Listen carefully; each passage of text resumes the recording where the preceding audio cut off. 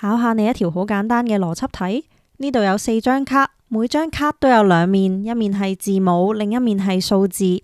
而家你見到左面2張卡呢都係字母向上，右面呢就係數字向上嘅。條規則係，如果一張卡其中一面係 H， 另一面就一定係6。你最少要翻開邊張卡先可以確定條規則冇被違反呢？溫馨提示，可以翻多過一張。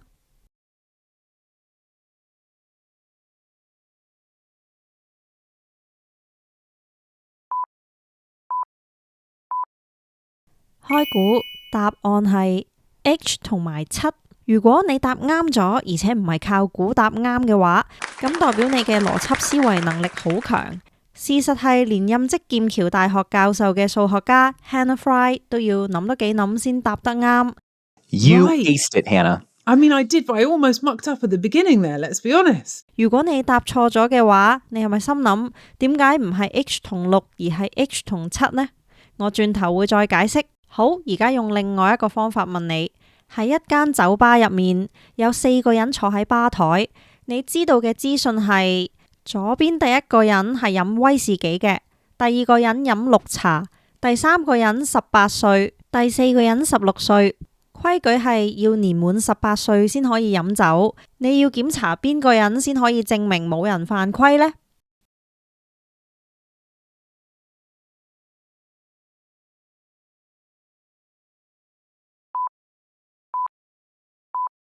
答案都呼之欲出，咁一定係檢查第一個同第4個人啦。因為第一個人飲威士忌，咁就當然要睇下佢夠唔夠18歲啦。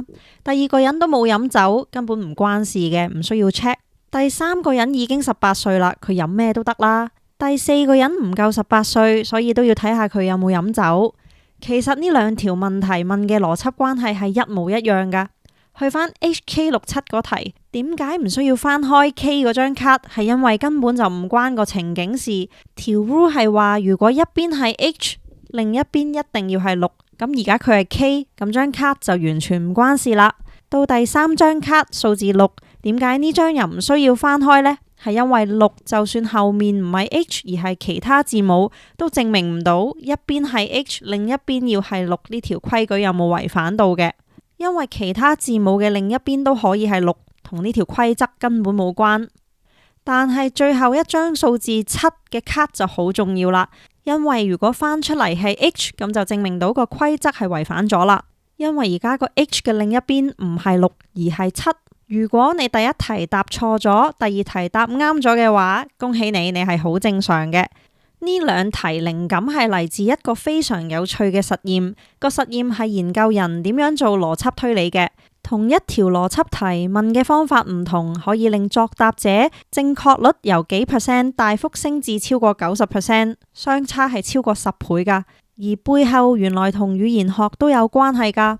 呢個實驗係由英國知名心理學家彼得華生喺1966年提出嘅，通常被稱為華生選擇任務。個實驗主要係睇人喺處理如果乜乜乜就乜乜乜呢類句子嘅時候，會唔會主動去揾反例，即係證明規則有冇被違反，定係淨係傾向去確認啱嘅例子。結果發現，如果情景比較抽象，大部分人表現都唔好，正確率通常只係得幾%。呢個反映人其實唔太擅長用純邏輯去處理呢類問題。有學者就用語用學嘅角度去解釋，認為人理解規則嘅時候，唔係靠形式邏輯，而係會根據語境同埋實際意思去推理嘅。當題目變成同日常生活有關，例如飲酒年齡限制，表現就會大幅提升。即係話我哋點樣推理，好大程度係受到語言理解同埋語境影響，而唔係單靠邏輯嘅。特別係當句子涉及允許或者義務，例如一定要、唔可以，又或者係一啲社會規則嘅時候，人就會自然識得去揾違規嘅情況，所以答得準確好多。總結嚟講，就算邏輯結構一樣，只要內容由抽象變成貼近日常生活，人嘅表現往往會好好多。歡迎大家一齊喺留言區討論下。如果你中意呢類型嘅片，記得俾個 like、subscribe、撳埋個鐘仔，同埋都分享俾可能中意嘅朋友。我哋下條片再見。